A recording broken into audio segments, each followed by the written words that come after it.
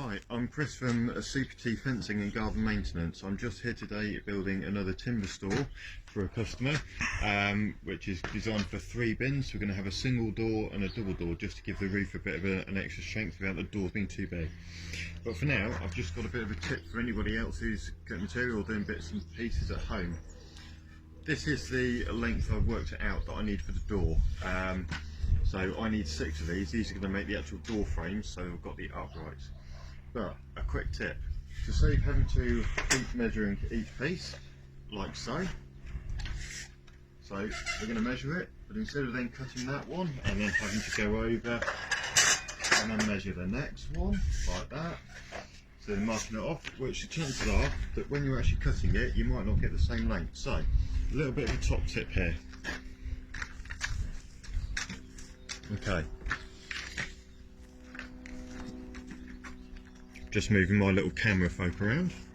Right, okay, so we've worked out that this is the upright. I've already done a few of them anyway, but I'm just going to show you a quick tip on how to make sure you get the same size every time. So this is the one that I want, and what I'm going to do is I'm going to put them on my saw bench, and using a clamp, I'm going to make sure that these two here are flush.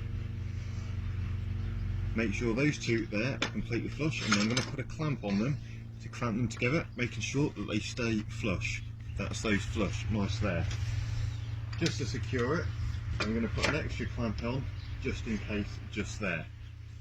Okay, so if you move closer now to the camera,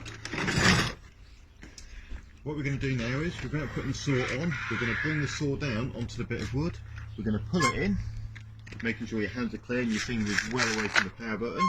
We're going to bring it in until it sits flush on that.